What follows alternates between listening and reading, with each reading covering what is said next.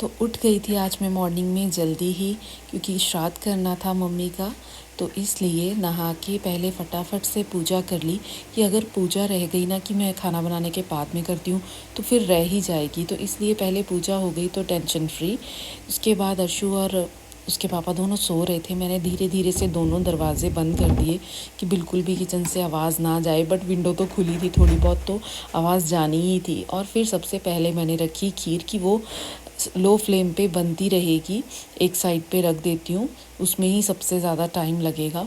तो पहले वही रखी और जिस पतीले में बनानी थी उससे खाली किया और रखा दूध बॉईल करने के लिए।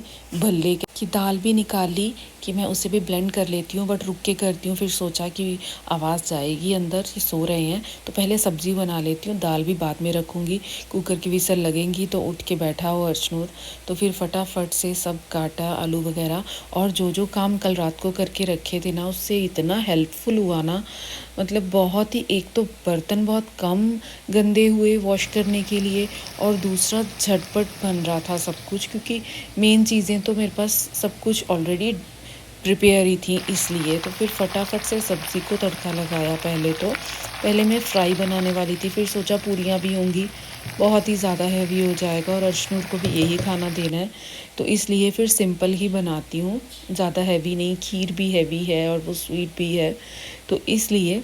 फिर आवाज़ आई रोने की अर्शु की, उसके पापा थे वॉशरूम में, उठ गया था वो, तो रो के फिर ऐसे उल्टा होके लेट गया कि मुझे उठाने मत आओ।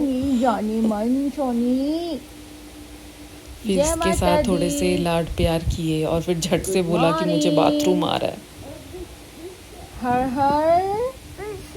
Isha coming. Let's go to do Isha, beta. फिर फटाफट से उसे लेके गई, वॉश करवाया, कपड़े चेंज किए उसके, और फिर मैं वापस हैंड वॉश करके आ गई किचन में। धनिया वगैरह काट के रख लेती हूँ, ऐसे सोचा चलो अब दाल भी रख देती हूँ।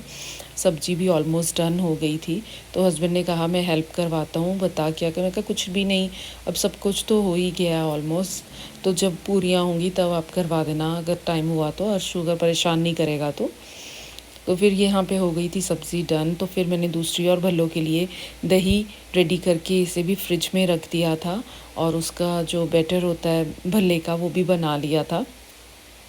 तो ये दही को ही पतला करने में थोड़ा टाइम लग जाता है, कि काफ़ी ज़्यादा थिक की वजह से। ग्रीक योगर्ट है पूरी दुनिया में जो फेमस है ग्रीक योगर्ट के नाम से, वो यहाँ ग्रीस की है और साइप्रस की।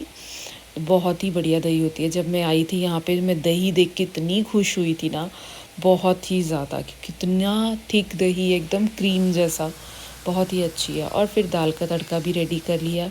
इधर खीर भी अपनी होती जा रही थी, और फिर आटा भी गूँथ लिया था, इससे मैंने रेस्ट पे छोड़ दिया था आधा घंटा, तो फिर ज़्यादा मेहनत करने की ज़रूरत नहीं होती है आटे पे।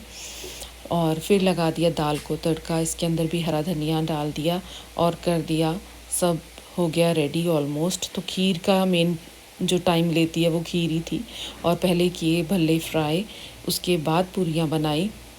तो खीर भी अभी होती जा रही थी, लो फ्लेम पे रखी हुई थी, और साथ साथ में हस्बैंड ने बाहर लकड़ियाँ भी लगा दी थी। और फिर हस्बैंड भी आ गए कि मैं फ्राई करवाता हूँ साथ में, इजी हो जाएगा।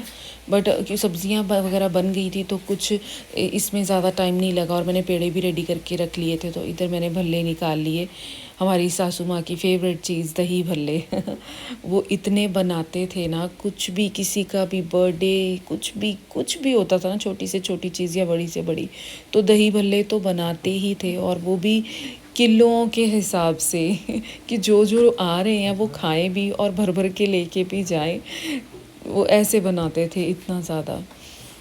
तो हस्बैंड ने मेरे साथ हेल्प करवाई, उन्हें याद कर रहे थे, हम बातें कर रहे थे साथ साथ में उनकी, और बना रहे थे। तो पूरियाँ भी हो गई थी रेडी, और फिर अर्शु को भी बिठा दिया था अपने कार्टून्स पे। तभी हस्बैंड भी बार बार पर आ रहा था कि तुम्हें मेरी हेल्प चाहिए, ऐसे बोल के गया हमें हमने कहा नहीं, यही हेल्प होगी, तो बैठ जा अंदर जाके आराम से यही हेल्प होगी। तो ये खीर भी होगी रेडी, इधर दाल भी और गोभी आलू की सब्ज़ी भी, और भल्ले को मैंने डिप कर दिया था पानी में, और दही गुड़ इमली की चटनी जो कि रात को बनाई थी, और धनिया पुदीने की, सब कुछ डन हो गया।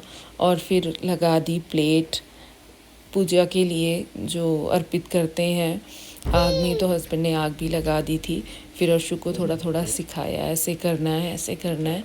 जितना बहुत हमें याद है या पता है, या फिर अब दीदी बताते हैं जितना जैसे, तो उस हिसाब से कर दिया कि कोई गलती भी हुई हो तो माफ़ करना। और फिर अर्शु को लगा, अर्शु तो खेलने का कह रहा है कि मुझे अब पानी दे दो और मैं ऐसे ही करता जाऊँ जैसे जैसे तुम कर रहे हो इसके साथ। तो फिर उसे वहाँ से हटा दिया, बस इतना बहुत है और मत, मेहरबानी कर, बस कर अब। तो फिर हमने अर्पित किया आग में, जैसे होती है पूरा पूरा विधि विधान से तो नहीं जैसे इंडिया में करते हैं, जितना जो पॉसिबल है जैसे कर सकते थे वैसे कर दिया। और बहुत ही याद आई आज उन जो जब नहीं रहते हैं तो क्या वैल्यू होती है। और दादी खाओ। तो अर्शु को भी दिखाया ऐसे करते हैं। और फिर सारा जो खाना था वो मिक्स करके आग में डाल दिया। और फिर कुछ हस्बैंड ने चिड़ियों को डाला। तो इस तरह से आज मेरी सासू माँ का श्राद्ध हमने यहाँ पे किया। पिछले साल भी इस घर में ही हमने किया था, बट पहले नहीं करते थे हम ऐसे। थोड़ा बहुत बस बना के सबके साथ खा लेते थे बैठ के, बस इतना ही करते थे, इससे ज़्यादा नहीं। और फिर कोई गलती हो तो माफ़ी मांगी और अर्शु को जय करनी सिखाई। अर्शु को ऐसा लग रहा था कि कुछ खेलने की चीज़ है या क्या है, बस ऐसे सोच रहा था। अर्शु को मैं कह रही थी, अर्शु तो पिज़्ज़ा पिज़्ज़ा करता रहता है, जब मैं मरूंगी तब तू ऐसे करेगा कि पिज़्ज़ा ही देगा मुझे भी। बट 100% कुछ नहीं करेगा वो। और अपनी फ्रेंड्स के लिए थोड़ा थोड़ा पैक कर दिया और फिर हस्बैंड उनको दे आए जाके। तो ये था आज का